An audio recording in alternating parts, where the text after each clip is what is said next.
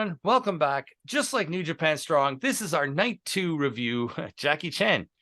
Night 2 review. I got a story about that in a second. So this is our Night 2 review of New Japan Strong's Independence Day, taking place on July 5th.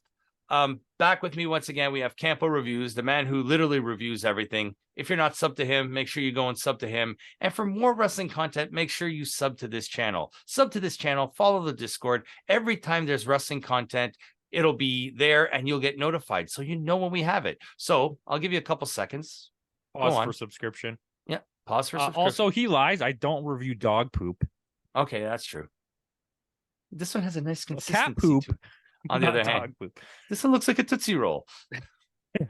This looks like a De Niro.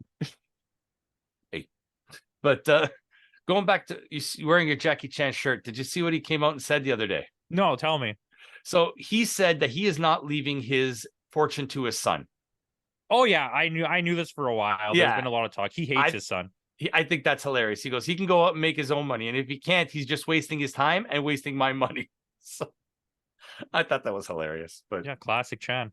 Classic Chan. So with that out of the way, let us get right into Night 2. Night 2 had one extra match on this show. Instead of 9, we have 10. And we have a couple guys that were not on the first night that are on this night. So we'll start with our pre-show match of Taguchi. Now we got Master Wato back and Boltin Oleg against Nacho Libre again, Katori and Brecca, another guy I've never seen before. Fine. Yeah. Again, unnecessary, egregious. But I like the story with the stuffed rabbit. Yeah, okay, but it's like it's almost as good as the Onion. This is just to put Master Wato and have Taguchi do something to give Oleg some experience. And that's another thing. Taguchi and Wato are back together again. I don't know, man.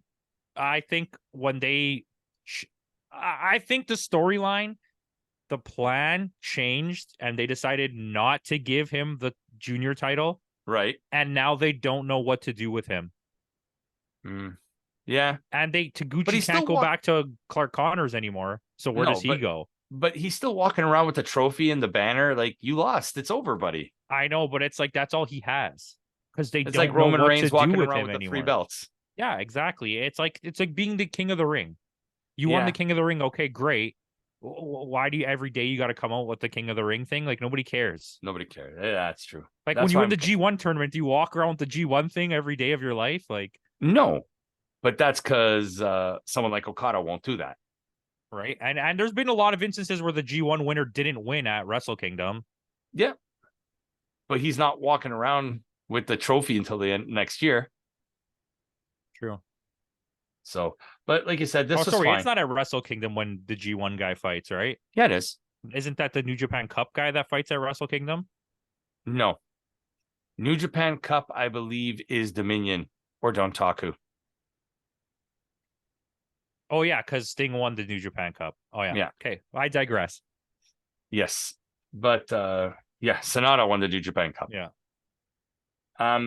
Yeah, and with that, Wato goes over. It was all right. Like you said, pointless, but... It's egregious. You're just putting people on for no reason. Yeah. Sure, the match was fine, but I don't care. And it went on a little too long. For a pre-show match, just went on a little too long, I think. I think a lot of the early matches went on a little too long. Yeah. So next we have our opening match. Our boy, once again, Oscar Lube against Kojima. Yeah, this is where what I'm saying. I feel like they were like, oh, like this. If you're not telling me this is not a push, you're insane. Yeah. Of all the people, why is it this guy? Because like, I'm not saying he's bad. He's fine. But like, watch him wrestle. It was not very good. No, I think they're trying to get Lube as the next Walter / Gunther type of... He looks like him. That's why. Like body shape, of like visual appearance. Well, I mean, like Walter's Austrian and Lube's German. Yeah. The only difference... also, they have this thing right now for like Middle, Central, and Eastern Europeans. Mm-hmm. Like Oleg and him and the other guy. I can't remember the other white guy's name. But they're all getting pushes. Yeah, but Lube is like getting a big push. You do not fight Kojima for fun. Like, what is that about? I think next in line for Lube is Great Okan. Yeah, okay. For the Rev Pro. And then this way, Lube can go on excursion defend it in Rev Pro, hone his skills, and then come back. Yeah. Makes So sense. I think that's because Rev Pro is a perfect spot for a Central European Northern, you know what I mean? And they're not going to turn down young talent from New Japan. Because he's only what, 24, 25? Yeah, Lube? I think they're all really young except for Oleg. Oleg's like 28. Yeah. But I think that's the thing for Lube. But Kojima goes over. No elbow to the dick this time. Nice. No dick elbow. No dick elbow. We'll go into our next match. Catch 2-2 against Oiwa and Homicide. This would have been fine, but like I said, why is Homicide? That's a random pairing. Yeah. Yeah. I don't have answers for you. And I think this was maybe a match thrown together at the last minute because they needed a spot for Catch 2-2 because they lost the belts the night prior. It was a really awkward match in the sense that, like, once again, like, why? Like, so far up to this point, like, don't get me wrong, we saw Kojima and like, here and there, but we're at 3 matches now that I'm like, okay, why? Yeah, that's very much my question too. So let's make this one quick then. This one, like I said, this is another one that went on 12 minutes and it went on 7 minutes too long. This should have been a 5-minute match. And Catch 2-2 should have just squashed them. But we'll move on to our next match, which was a much better match. It was the War Dogs making their first championship defense against the junior division War Dogs of Maloney and Clark Connors, to rephrase that, against Rocky Romero and Yo. Finally, they're giving Yo another opportunity, I guess. And immediately taking it away. And taking it away from him, yes. This match was literally designed as, like, they acted like, oh, it was spur of the moment. This was obviously planned. Mm-hmm. And it was just designed to put them over. Yeah, absolutely it was. It was to give them a little bit. He won 5 times and I won 8 times. This is not to put them over. Like, yeah, it was to put them over. It was, especially in beating... Rocky is like I think, if not one of he is the main booker of Strong. Yes, I think so. So I think that's why that, like, you could see, like, he called it like a GM like moment, you know? Yeah, it was, and he knows by taking the loss, it's going to put the War Dogs over and add more to the title. You know what I mean? Because you beat Catch 2-2, and then the very next night you beat Rocky Romero. That's 2 great, like, that you've beaten in 2 nights. You know what I mean? Yeah. And like I said, he does a lot of booking for Strong, so he's in the realm of Gato and Jotto with, like, booking matches. Yeah, very much so. Bullet Club War Dogs Jr. go over, and with that, we're going into our next match. We are getting senior juniors, the Bullet Club senior juniors. Yes, we are getting TMDK, Bad Dude Tito, and Fujita against Alex Zane and Lance Archer as a tag team. This is where we finally understand that they are starting to put together a tag team. They got plans for these two, and their name is the best: the Murder Sauce Monsters. Yeah, the Murder Sauce. I love it because the Taco Bell. There's many short videos you can find on the internet of Alex Zane taking New Japan people to Taco Bell. Yes. But like when Archer came out, he got one of the loudest pops of the entire night. That wasn't Julia, and they all sang "Everybody Dies" when it first went, and I was like, "Wait, what?" Yeah, I can't remember if it was this night or the previous night. This night during the main event, the crowd was chanting "Holy shit!" And then "This is awesome." Yeah. I was like, "Where at?" That's what I was saying. It did not feel like a New Japan show. Yeah, when the crowd started chanting "Holy shit," we're like. And it wasn't like the crowd was dominated by a bunch of white people that came over from North America. No, it was like 90% Japanese people. Yeah. So for them to be doing that is like, that's so out of their comfort zone because we watch so much Japanese wrestling and that does not happen. This was a more lively crowd, I would say, than the one we had at Forbidden Door. Okay, but yeah, the Forbidden Door show felt more like a Japanese show because when something great happened, you just get the they did that. I think that was a purposefully done thing, like a fun little, like a nod to, like, we watch Japanese wrestling. Yeah, but this was a fantastic match. Lance Archer, for someone like in his 40s, if he stays healthy with Alex Zane, I think this tag team can do. I think they're being poised. And I think, like I said, Archer is someone that by the management and New Japan is very loved. Yes. So I can see them being like, well, we're going to push you to the moon. And Alex Zane just being attached to him doesn't hurt at all. No, I think it's either going to be a run with the IWGP belts or the strong belts, one or the other. I think maybe the strong belts. I would even let say the sauce simmer. Let them win. Let them go for a bit. Have it come to the tournament at the end of the year. Yeah, the tag league, World Tag League. Let them win tag league. And then have them go on an absolutely dominant run with the title where they're just so beastly and like hardcore and like large, not scared to kill anyone in their path, that it creates a challenge for whoever their new up and coming team is that they're going to push for the belts. Yeah, I like it. Hopefully, and I would never say that about Lance Archer like 2 months ago. So no, but I mean, he does love Sister Act too, though. That's true. But yeah, I mean, this was a good match. I really enjoyed it. This one, I think they should have given a little bit more time instead of the. It was a really fun match. It was, and Tito gets the loss, so that's even better.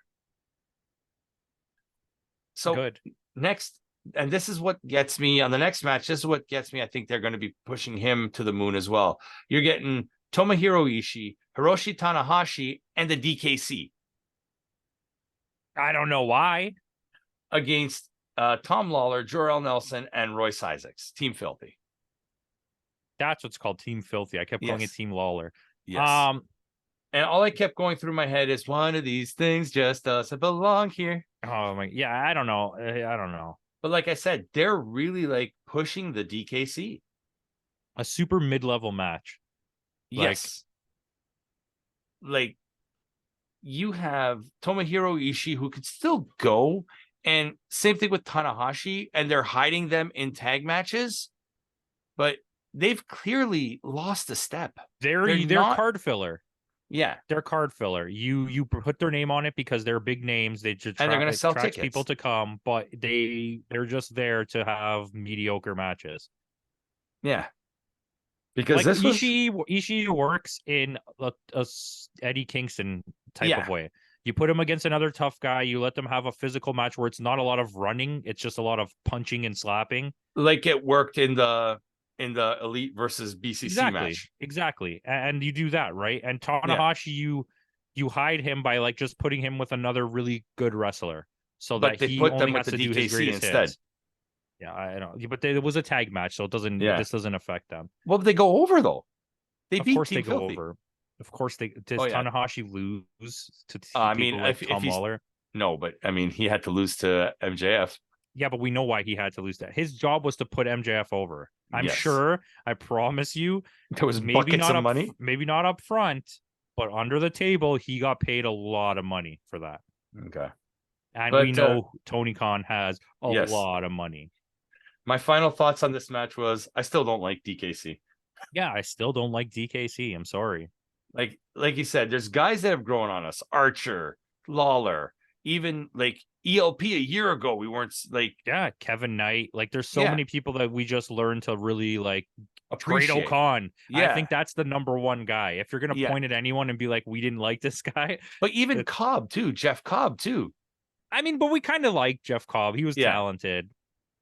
But yeah, Great O'Khan. It's just this character and this persona that Khan has created for himself. And that's the other thing too. This show felt a little different because of the fact that no Kevin Kelly. Kevin Kelly was on the first night, and this was Ian Riccaboni and Chris Charlton. Was he? I don't think Kevin Kelly was on the first night.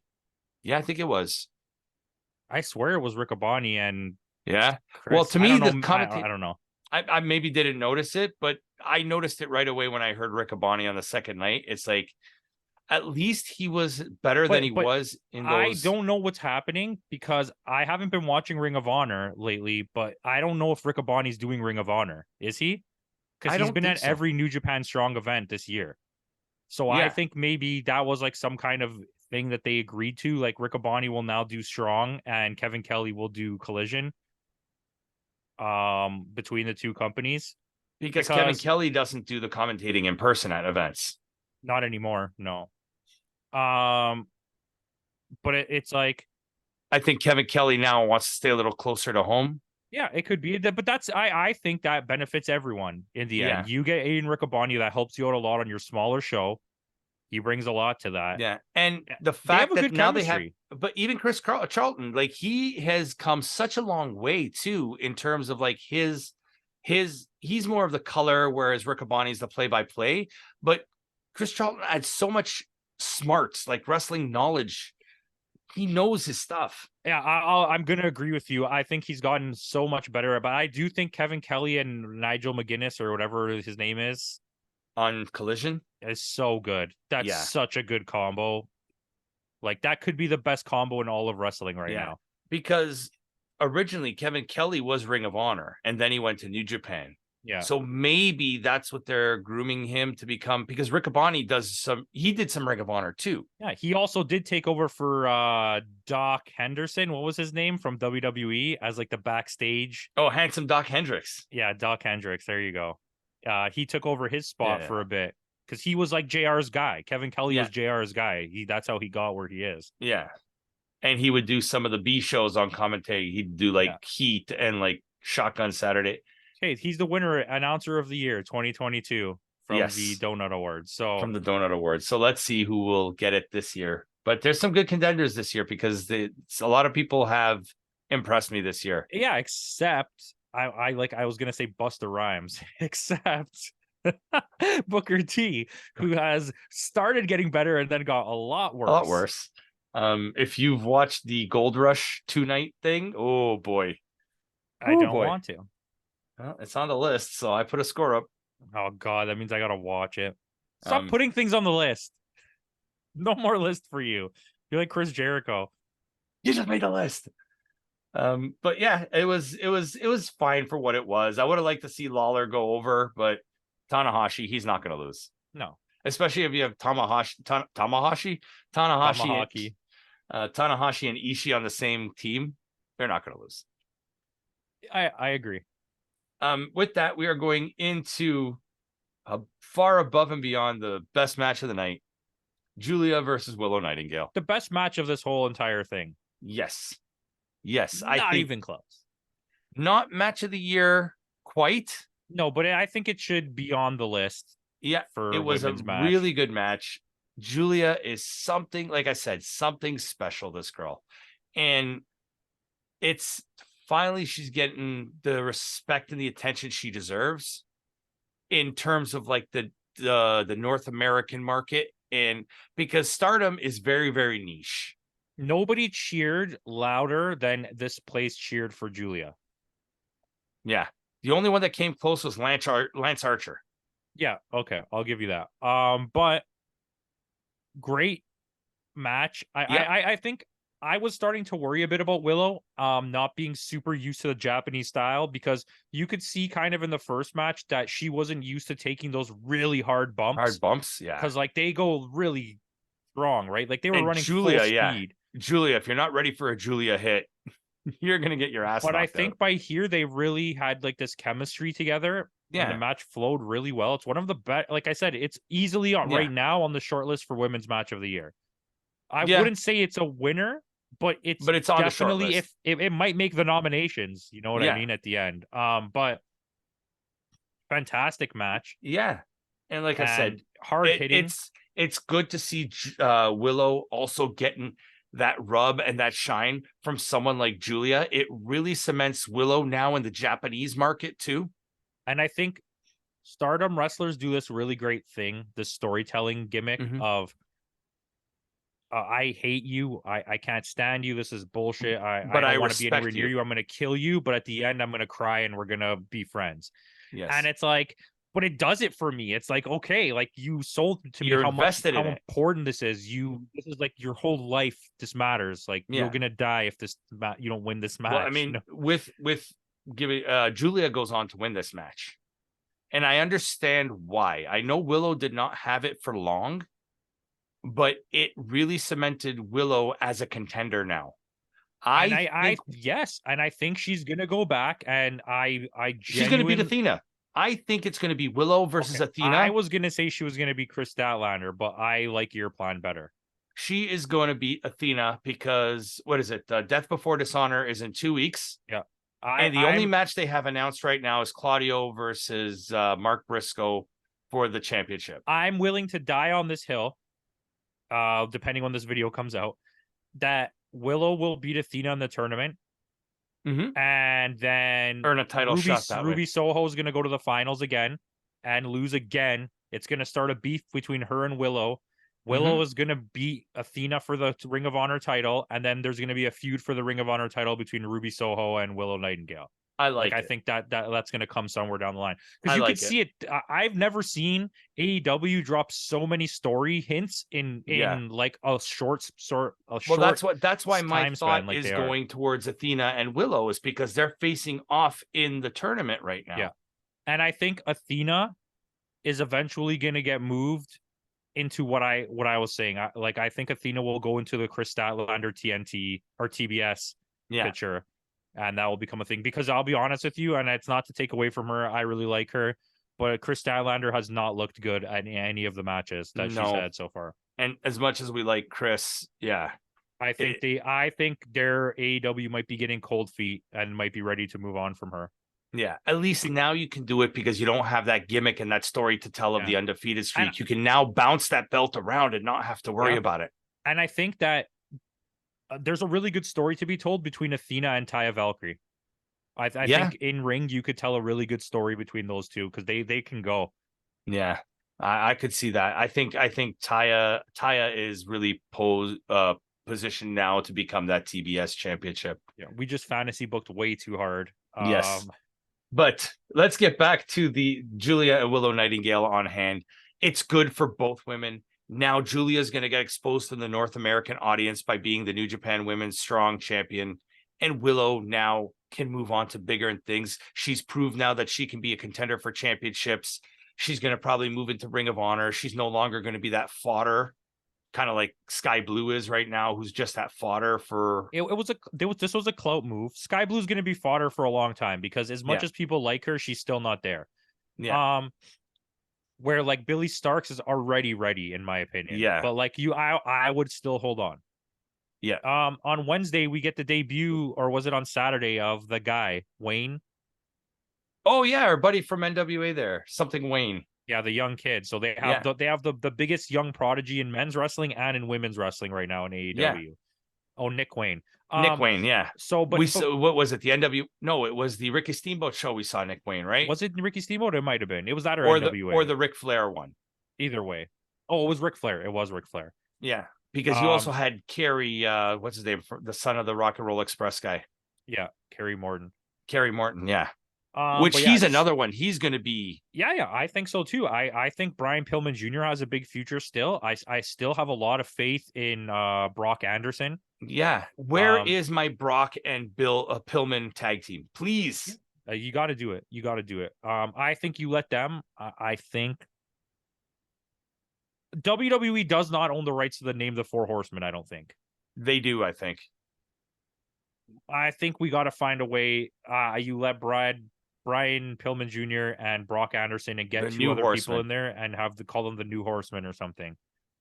I think you let them ride with that for a long time. I think they are poised. Get Brock, put Griff Garrison in there too, because there's already a history there. You can have a good core of 4 young guys. Just have them run wild in ROH. Yeah, I'll take it. No complaints here. Or you know what? What if you add Mark Briscoe as their leader? Once again, I'll take it. You'll have Mark Briscoe, Griff Garrison, Pillman, and Brock Anderson. Yeah. Okay. Yeah, I'm not going to complain. And then they'll just run roughshod all over ROH. We'll have Briscoe beat Claudio for the championship. We'll get Brock and Pillman to beat Lucha Brothers for the ROH. Like, you know, eventually Griff can win the TV belt. The Lucha Brothers are clearly, in my eyes, they're clearly holding those titles until somebody comes along. Somebody's ready to do it. Yeah, like they don't even really need them to be the champions, because they haven't defended them once. Triangle is going to come back, and they're going to go for the trios again. Yeah, but let's save that for a State of Wrestling. How about that?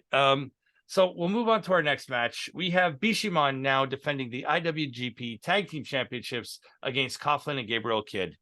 We knew the way this was going to end up. We knew they weren't going to win this match. I didn't really like this match. No, we saw it already. Yeah, it wasn't bad or anything.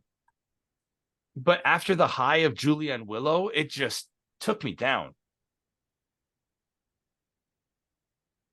But War Dogs lose. Bishamon retains. It was a good attempt at storytelling. Yeah. But it just, you can't come out of that and then go into this. No.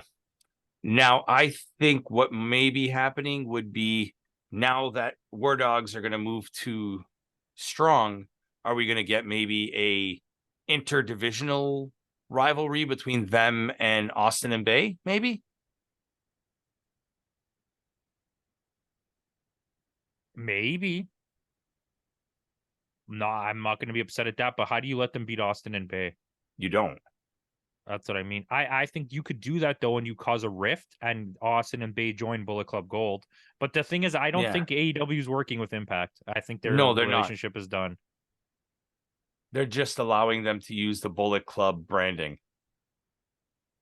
Well, I mean, Impact is working with New Japan. Yes, and so is AEW, but it's just AEW. I don't think you can make them part of Gold. You either have to kick them out of Bullet Club completely, or I don't know.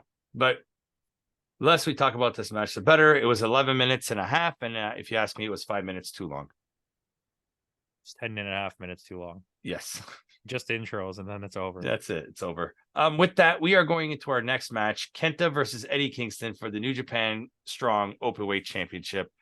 This is the best Eddie Kingston match I've ever watched. I agree. It still wasn't a great match. No, but this is still the best Eddie Kingston match I've ever watched. I agree. I don't. You know what? To be honest with you, I don't have much to say about this. It was what it was. Yeah. I enjoyed it. It was fine. I thought Eddie Kingston was the best he's ever been. Mm-hmm. Kenta deserves better than this. Yeah, but Kenta also doesn't need a belt to carry his name anymore. You know what I mean? I just think, though, do you think that because he lost the belt, that Bullet Club is going to beat him up now and can kick him out? Maybe, because did you see the photo they posted the day before the show? Where they all had the belts? Yeah. Because even on Instagram, they tell a story. Yeah, and I do think maybe, because you have both tag belts. You had him with that, and you have the open weight is with Finley, right? And we don't know what the hell's going on with Fale or Chase Owens. Hear me out. And Ishimori's injured. Kenta is going to get kicked out of Bullet Club. We are going to get Kenta and ELP joining back together and go after War Dogs for the strong belts. Okay. Because ELP's, I noticed ELP the last, if you follow ELP, he's still in North America. He's still doing the rounds on the North American Indies. So, well, there's no New Japan show going on right now, right? Yeah. So it's like he's not really part of that. I don't know if he's in the G1. I think he is. For sure he is. He's coming back for the G1. Yeah. So he is going to be in the G1, and I expect a strong showing from him this time. Better than last year. So ELP, you got a lot to live up to on this G1. I love that guy. ELP. And a year ago, we wouldn't have said this. But I'm glad that we are saying it. And I don't think I would ever change my mind now. He's one of the most talented wrestlers out there. He may have to make, if we ever redo the top Canadian wrestlers, he may make that list this time. Yeah, we will redo it eventually. Yeah. So by the way, everyone out there, don't worry. We did not forget about doing the best Canadian female wrestlers. It's gonna happen. It just got delayed. It got delayed, but that will happen. So with that, Eddie Kingston is your new strong champ. Which makes sense. Eddie Kingston is based out of North America anyway. There's more contenders for him over there. He can now defend the belt on AEW. He can defend the belt on ROH. He can defend the belt on Strong. So there's more slaps to come. Yeah. Who do you think is next in line for Eddie?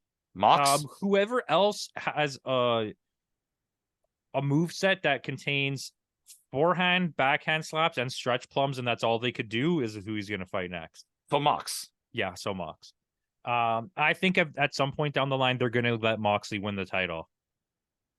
I think I think there's been a clout trade-off.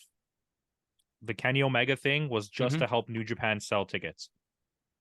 Yeah. It had nothing, it did not benefit AEW whatsoever. But I think in return, they got to give Willow the title. Yes. I mean, mind you, I think that title came for different reasons, but I think that was like in the deal. Well, now we're going to let her go on this run. We'll have her do this, and build her up with you guys. And I think Moxley's going to be the same thing. He's going to help them. They're helping Eddie Kingston right now, which is helping AEW. And now you're going to do the opposite. You're going to let a big guy like Moxley win it and then help New Japan. Especially if Eddie has a good showing in the G1. Yeah. I think it's all favors. This is just a pass back and forth of favors at this point. Yeah, a little you scratch my back, I scratch yours kind of thing. Kushida got to be in that tournament. They let him win the titles. Yeah. So it's like, I see that. Yeah. So with that, we're going to go into our main event of the night. This is final one night only for the 10th time. Let us not kill each other. Can you read the name of the match? Can you open the thing and read it's literally called Final Death Match. No, it's like Super Final Bang Bang Death Kill Kill. On Wikipedia, it just says Final Death Match. I'm going to find it. You keep going. But John Moxley versus El Desperado, more of the same from the night before, except this match, I think, was a little bit better than the last match. The night prior. It was a lot better. Only because Desperado is so talented, and I've never seen Desperado in a position like this before as a deathmatch wrestler. I've always seen Desperado as like this high flyer, technical, lucha style wrestler, and we just got absolutely brutalized by both of them. They had a good like spots in the crowd again. The only thing I didn't understand why there was barbed wire just on a piece of cardboard. I don't know either. I figured out the name, by the way. So this match was called Final Death. Okay. Yesterday's match was called Exciting Encounter Doomsday No DQ match. Yes. Yeah, stupid as hell. But Exciting Encounter No DQ. Kiss, Who named bang, it? Stardom? Yeah, exactly. Who named it? Did Noah and Stardom get together to name this event? But yeah, like this was a better match than the night before. Not that wasn't good, but this had like a story to it. And I am very familiar with Desperado and his death matches. However, I've never seen one. Right. But I do know he is well known for being a guy who nobody thinks that he does this stuff. And then he goes to Mexico and pushes the limit of the stuff that he's doing. Yeah. Like he was in GCW for a while having crazy matches. That's true too. Yeah. But it was fun. I enjoyed it. This was a much better match. I'll be honest with you. Sometimes the gimmicks do get a little out of hand. Like I'm not a fan of the forks. I don't get it. It's not like even it's like Nick Gage with the pizza cutter. Yeah, it's like the tubes. You hit me with a tube of glass. Okay, throw them through a tube of glass. I get it. When it's just like, I'm going to sit here and just smash tubes of glass on her head for 20 minutes. Right. Like, that's not fun anymore. You lost me. I just thought of a great match. Nick Gage with the pizza cutter against, what's his name? The primo guy who's the pizza man. Pizza guy. In a cut the pizza match. That's it. Winner has to cut the pizza. Nice. I like it. But this was a much better match. Obviously, as a tribute to Moxley, I'm sure they owe him a favor. Moxley goes over in this match. But yeah, I didn't expect it because you told the New Japan story of, oh, he's losing the whole time. Oh, what a comeback! Oh my god! And then boom, Moxley won. You're like, the typical Moxley booking, right? Yeah. But that's the end of the show. Not as good as the Julia match was the best match of the two shows, but I think the first night was slightly better. The first night was slightly better. Especially because the first 4 matches on this card are like pointless matches. Yeah, they were fun, but they weren't. It's New Japan bullshit. We got useless matches on the first night. So you know what they did on the second night? They just took all the same people and rearranged them in a different way. Oh, you had a singles match. Now you have a tag match. Yeah. Oh, you tagged with a trios match. Okay, now it's just a tag match. Yeah. And that's basically what it was. We did get a few new faces. We got Oiwa on the show. We got Kojima. Yeah, that doesn't count. Yeah. These don't count. Hey, but we got the Murder Sauce Monsters. That's the best team of all time. Yes, and we got Julia versus Willow Nightingale, which was a fantastic match. So I'm glad I watched it just for that. Give me 3 years, and then give me Julia versus Julia. Julia versus Julia versus Julia Hart. Oh, the other Julia Julia. Gulia match. The Julia Gulia match. I like it. I like it. I like it. So, what would you score this one? 7-7. Higher than the last show? Like a 7. Just like a 7. Just a 7. Okay, that's exactly what I gave it too. Just a 7. Slightly, the first night was slightly better. So with that out of the way, tune in next week. Next week, we are going to have our review of Slammiversary, which happens this coming Friday or Saturday, the 15th, whatever day the 15th is. What's his name is off the card. Burt Macklin, FBI. He is injured, and Bully Ray has to find a replacement for him now. Yeah. So, but it should be a fun show. We are not going to review the Noah show that happened last week, but we will give it a score. We are going to do, I promise you, that's another thing we haven't forgotten on, but we are going to do a show where we talk about all the shows that we've watched, but not reviewed for. Just a quick little thing and whether they're worth our time or not. So with that out of the way, make sure you tune in next week when we have more reviews. So like I said at the beginning of the video, if you're not subscribed, make sure you are to know when these videos drop. With that out of the way, thanks again for joining us. And in the words of Kenny Omega, goodbye and good night.